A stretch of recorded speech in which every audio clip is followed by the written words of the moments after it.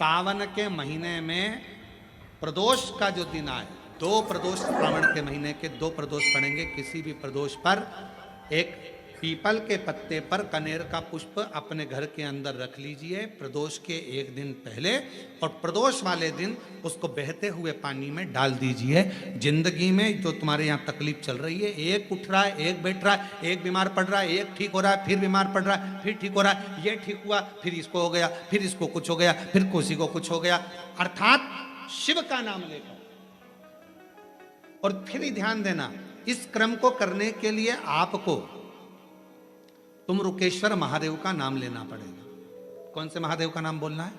तुम रुकेश्वर महादेव। आज सावन का दूसरा सोमवार है। सावन के कई बार 4 सोमवार पड़ जाते हैं, कई बार 5 सोमवार पड़ जाते हैं। सावन का पहला सोमवार होता है शिव तत्व का, श्रावण का दूसरा सोमवार होता है देवी तत्व का, माँ दुर्गा, माँ भवानी।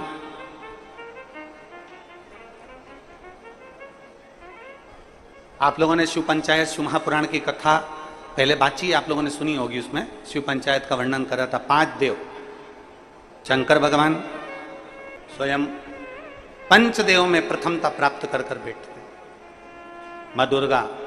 एक एक सोमवार की महत्वता है, एक एक सोमवार का क्रम है। कई माताएं उस क्रम को धारण भी करती हैं, ऐसा नहीं कि कई माताएं नहीं करती हैं, सबका अपना अपना नियम होता है।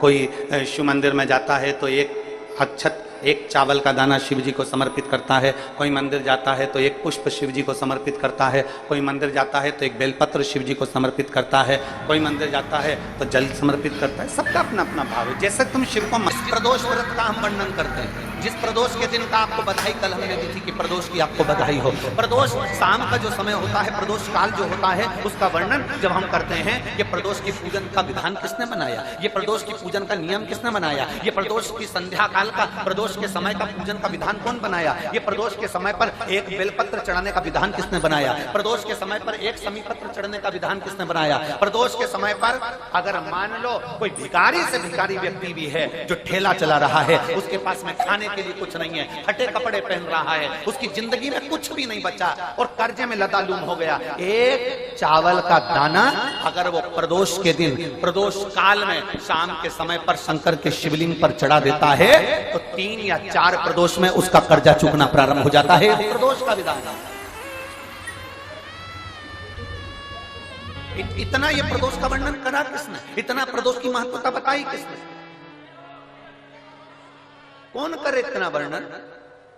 अगर प्रदोष की महत्वता बताने वाला कोई है, इसीलिए मेरे शंकर भगवान माता सती को लेकर कुंभज ऋषि के यहाँ, अगस्त ऋषि के यहाँ कथा सुनने के लिए गए थे, क्योंकि उनके बराबर कोई शंकर के महत्व को बता नहीं सकता और प्रदोष के महत्व को नहीं बता सकता। सती मैया को प्रदोष का महत्व बताने के लिए शंकर सती जी को लेकर कुंभज बाबा के यहाँ गए थे, अगस्त ऋषि, कि प्रदोष के महत्व को तो जानो सती, तुम प्रदोष के महत्व को तो सती जानो, तुम प्रदोष के महत्व को तो सती पहचानो कि प्रदोष का महत्व क्या होता है, प्रदोष काल का महत्व क्या होता है, प्रदोष के समय का महत्व क्या होता है। जिस समय पर सूरज डूब रहा हो, चंद्र प्रकाशित हो रहा हो, दोनों का मेल हो रहा हो, ना तो पूरा सूरज डूबा है, ना पूरा चंद्र आया है, ना पूरा अंधेरा है, ना पूरा उजाला है, उस समय को प्रदोष काल कहा गया, उस समय को प्रदोष का समय कहा, प्रदोष काल कहा। अब कई लोग हमसे कहते हैं गुरुजी आप हमको प्रदोष का समय बताया करो कि प्रदोष काल किसको कहते हैं, प्रदोष का समय किसको कहते हैं। अब एक बात हम आप सबसे कहना चाहते हैं, जितने लोग आस्था चैनल पर सुन रहे हैं, जितने फेसबुक यूट्यूब पर सुन रहे हैं और जितने रेवाड़ी की इस पवित्र धरा पर कथा को सुन रहे हैं, आप सबसे एक बात कहना चाहेंगे।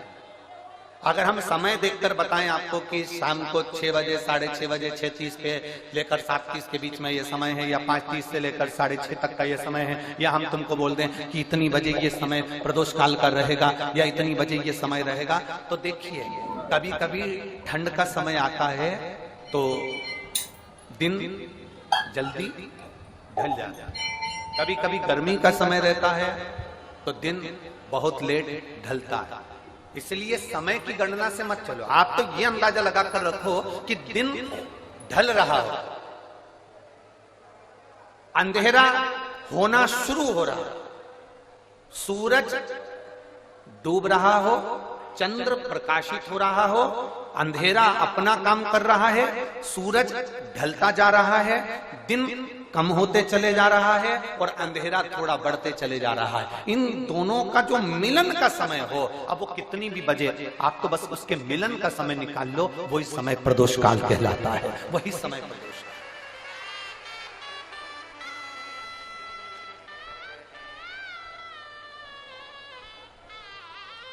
अब प्रदोष काल की पूजन का विधान किसने बनाया? कोई आपसे पूछे तो क्या बताओगे? जम के बोलो जल्दी से, कौन ने बताया था? अगस्त ऋषि। शिव तत्व कह रहा है, भगवान शंकर का पावन चरित्र कह रहा है।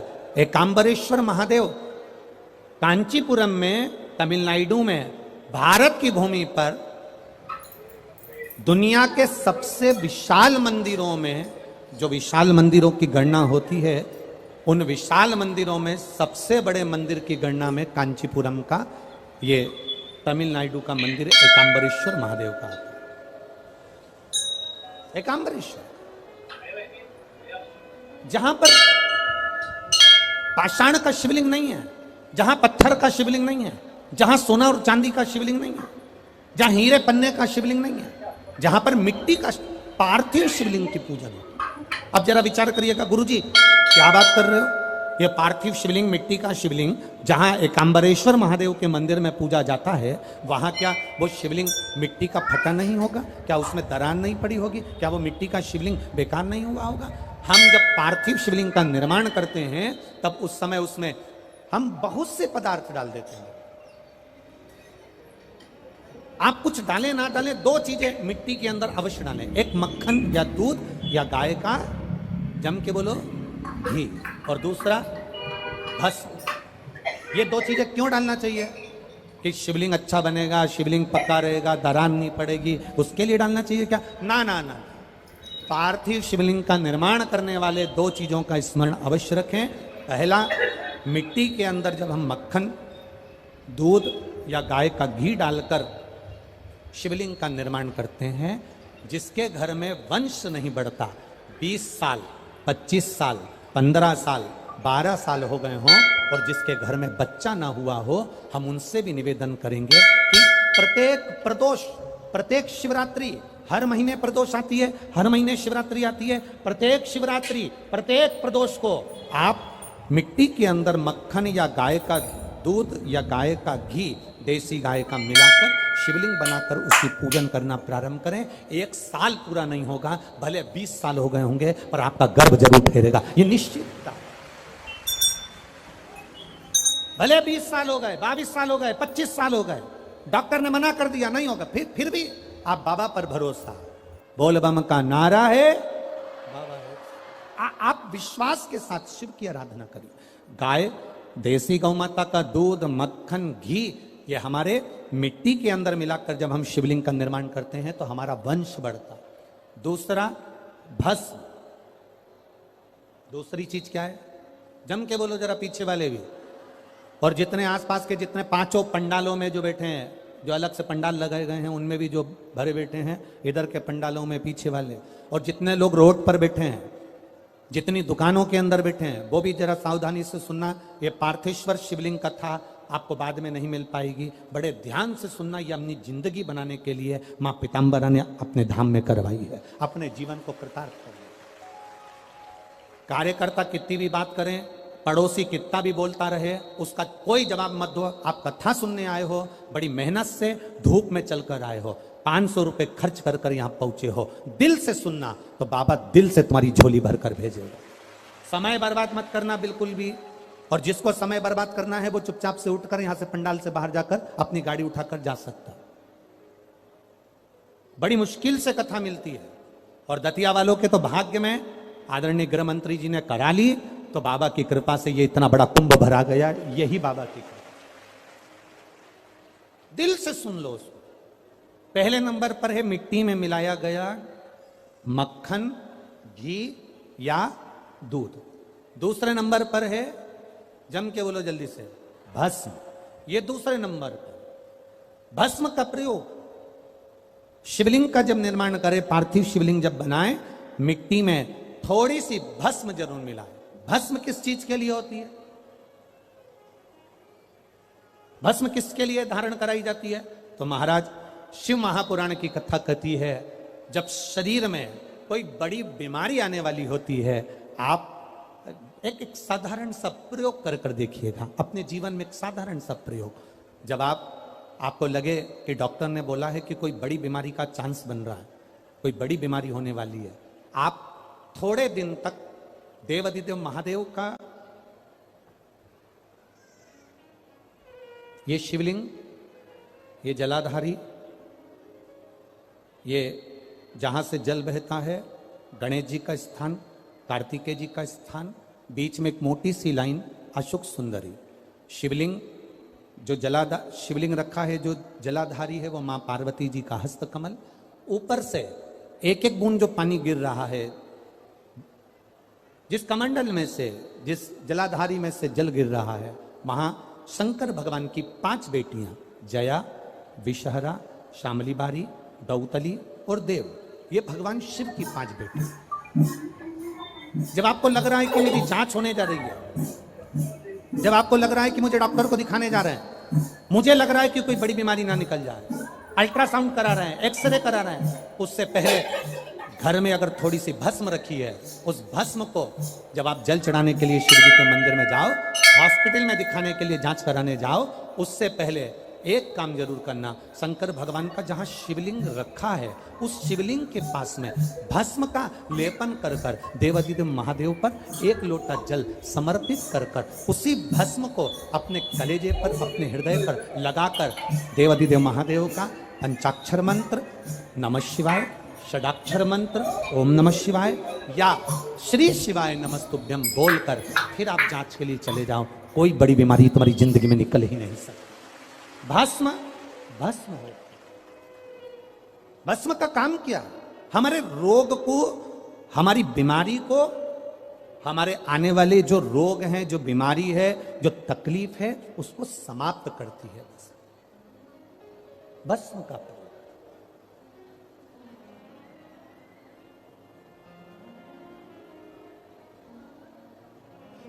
शिवलिंग का निर्माण कर रहे हो, पार्थिव शिवलिंग का, उसमें थोड़ी सी भस्म हमारी बीमारी को हर लेती है, थोड़ी सी भस्म हमारी तकलीफ को हर लेती है। भस्म का चपटी भभूत में है खजाना।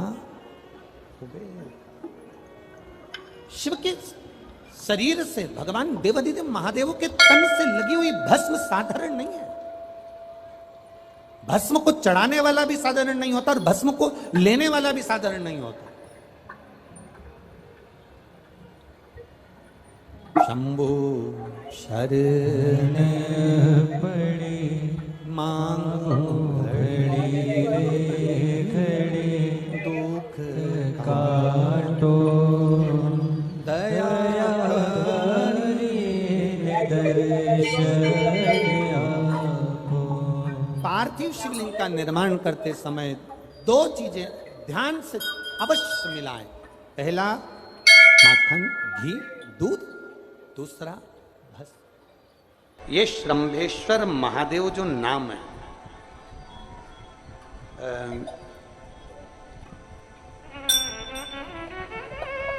भगवान शंकर ने सारे 33 कोटि देवताओं को अपने अंदर समाहित कर कर ये रूप रखा था श्रंभ पक्षी।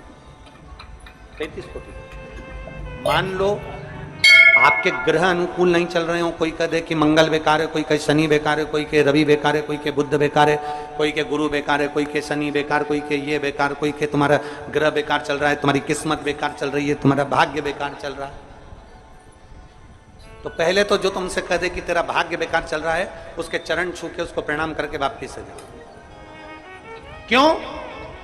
जिसने पृथ्वी पर जन्म दिया, जिसने नेत्र दिए, मुख दिया, हाथ दिए, पांव दिए, पूरा शरीर दिया, सारी इंद्रियां दी, रहने को घर दिया, खाने को अन्न दिया, अगर कोई तुमसे कहे कि तेरा भाग्य बेकार चल रहा है, तो पहले तो उसको प्रणाम कर कर वापिस आ जाओ। एक शब्द भी मत सुनो, वापिस आ जाओ। क्योंकि दुनिया में आप सबसे ज्यादा भाग्यशाली हो जो भगवान ने आपको पृथ्वी पर पैदा करा। कुत्ता बना के पैदा नहीं करा, जानवर बनाकर पैदा नहीं करा, झिंगुर और कीट पतंगा बनाकर पैदा नहीं करा, सड़ते हुए कुत्ते के शरीर में इल्ली पड़ जाती है वो बनाकर पैदा नहीं करा, कीड़ा चूहा बनाकर पैदा नहीं करा। मेरे भगवान ने तुम्हें मनुष्य बनाकर पैदा करा है। जितने पृथ्वी पर मानव पैदा होते हैं ये अपने आप में भाग्यशाली होते हैं, कोई अभागा पैदा नहीं होता। कोई तुमसे कह दे तेरा भाग्य बेकार चल रहा है, तेरी किस्मत बेकार चल रही है, उसके पांव पड़ो, वहां से निकल लो, अपनी पत्रिका लपेटो और वापिस सजाओ जन्म पत्रिका लेकर। भाग्य तुम्हारा बेकार नहीं है, तुम्हारी किस्मत बेकार नहीं है। भाग्य उसका बेकार है जो तुमको कह रहा है कि तुम भाग्यशाली नहीं हो, तुम किस्मत वाले नहीं। भाग्य उसका बेकार है जो पृथ्वी पर जन्म ले लेता है, शंकर जी के मंदिर में 1 लोटा जल चढ़ाना चालू कर देता है, शंकर के मंदिर में झाड़ू पोछा करना प्रारंभ कर देता है, वो कभी भी अभागा नहीं होता, वो भाग्यशाली ही होता है। अभागा नहीं है, वो भाग्यशाली है। और जितने पृथ्वी पर मनुष्य जन्म है, चाहे वो छोटे से छोटा बड़े से बड़ा, आपका हाथ पैर शरीर सब भगवान ने दिया है, आपको करोड़पति बनाकर पैदा करा है, फिर भी आप अपने आप को अगर अभागा समझते हो तो आपके ऊपर है। किस्मत वाले हो, करोड़पति बनाकर भेजा है।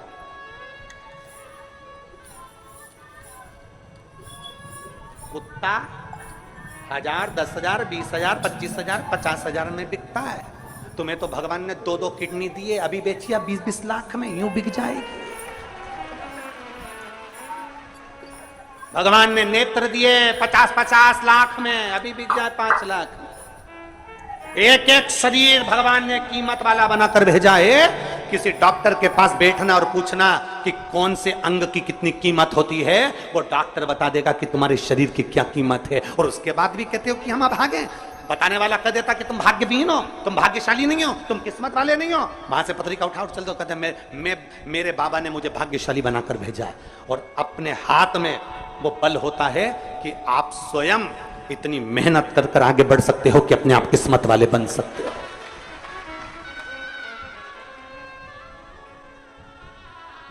अपने आप। और हम तो बाबा चलते हैं। आप स्वयं भाग्यशाली हैं, आप स्वयं किस्मत वाले हैं।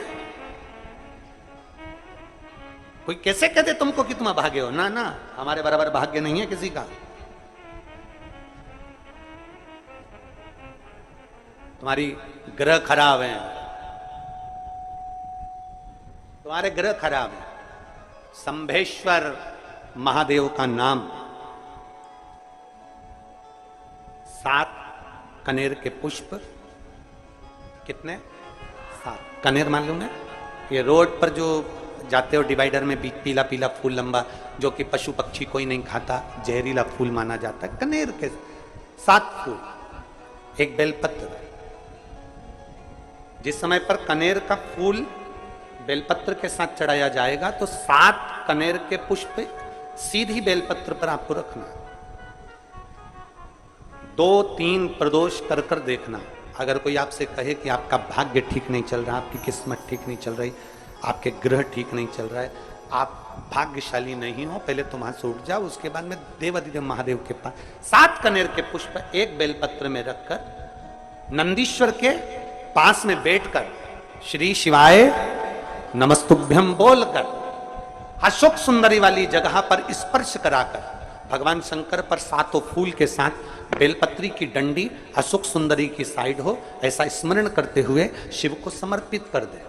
वही बेलपत्री 5 बार नमः शिवाय या पंचाक्षर मंत्र, षडाक्षर मंत्र या श्री शिवाय नमस्तुभ्यम बोलकर वही बेलपत्री 3 प्रदोष, 4 प्रदोष, 5 प्रदोष, 2 प्रदोष, जितने प्रदोष आप चढ़ा रहे हैं प्रदोष काल में, वो बेलपत्री लाकर अपने कक्ष में अपने पूजन वाले स्थान पर रखते जाओ। एक बेलपत्री एक प्रदोष पर लाओगे, अगला प्रदोष आएगा, कितना अंतर पड़ता है आपके भाग्य बदलने में, आपको खुद मालूम पड़ जाएगा कि आपकी किस्मत कैसे बदल गई। मेहनत आपको करना है, परिश्रम आपको करना है, लगन आपको लगाना है, और बेलपत्री और कनेर का पुष्प शिव को चढ़ाना।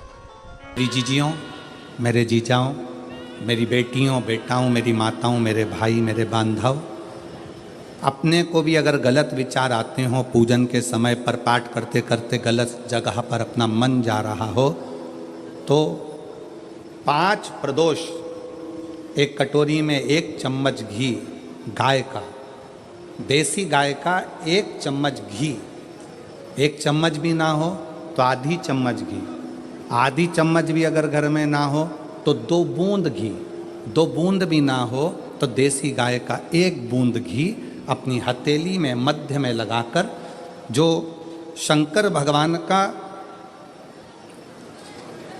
भगवान शिव जी का जो शिवलिंग होता है, उस शिवलिंग के ऊपर के भाग पर अपनी हथेली को रखकर, और जो अशोक सुंदरी वाली जगह है उस जगह पर अपनी हथेली का घर्षण करना चाहिए। लगभग 5 प्रदोष अगर आपने कर लिया तो निश्चित है आपकी बुद्धि में कभी गलत विचार पूजन करते समय आएगा ही नहीं, और गलत दृष्टि की ओर जाओ।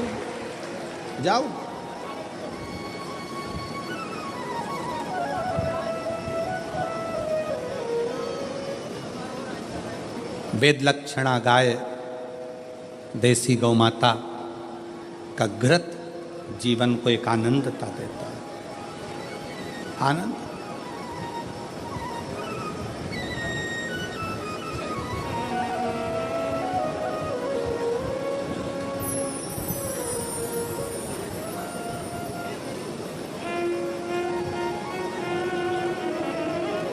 भारत के इतिहास में संसद भवन में बैठकर रात रात भर मंथन कर कर जो वक्फ बोर्ड बिल पर संशोधन किया गया, उसके लिए पूरे प्रशासन को बहुत बहुत साधुता, बहुत साधु।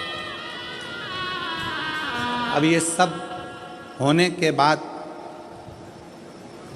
एक संसद में एक बात और पारित हो जाए कि गौ माता की हत्या बंद हो जाए, इससे बढ़कर कोई सुख, उससे बढ़कर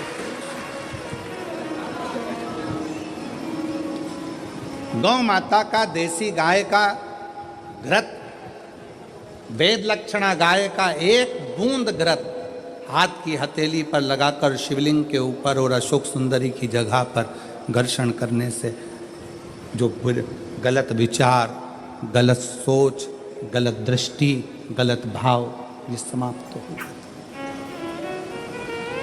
समाप्त हो।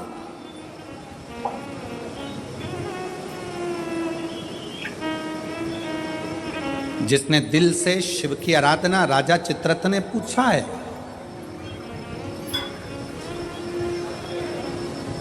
राजा चित्ररथ ने विचार किया कि ये राजा चित्ररथ कह रहे हैं कि मुझे बताओ कि मेरी मुक्ति कैसे हो, मोक्ष कैसे हो।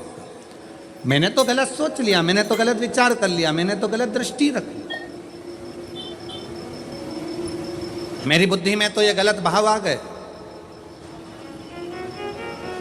मुक्त कैसे। कल की कथा में कहा था, जीवन में कितना भी दुख आ जाए, कितनी भी तकलीफ आ जाए, कितना भी कष्ट आ जाए, उस ईश्वर को मत, ईश्वर को, शिव को मत।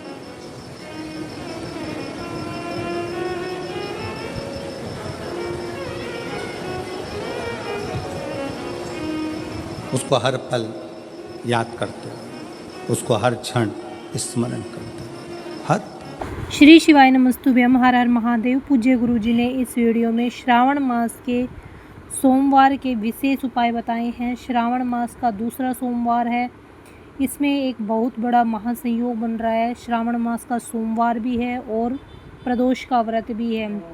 श्रावण मास का सोमवार और प्रदोष का जो संयोग बन रहा है वो एक विशेष फलदायक होता है, इसलिए आपको श्रावण मास के सोमवार और प्रदोष के इस महासंयोग के दिन भगवान भोलेनाथ के मंदिर में पूजा अर्चना अवश्य करनी चाहिए। इन सभी उपायों को अवश्य ही करना चाहिए। भगवान भोलेनाथ की कृपा प्राप्त करने के लिए इन उपायों का पालन करना चाहिए। वीडियो अच्छी लगे तो like, share and subscribe, comment में श्री शिवाय नमस्तुभ्यम, हर हर महादेव अवश्य लिख देना। जाते जाते चैनल को सब्सक्राइब अवश्य कर देना। जय श्री राम, हर हर महादेव, जय श्री महाकाल।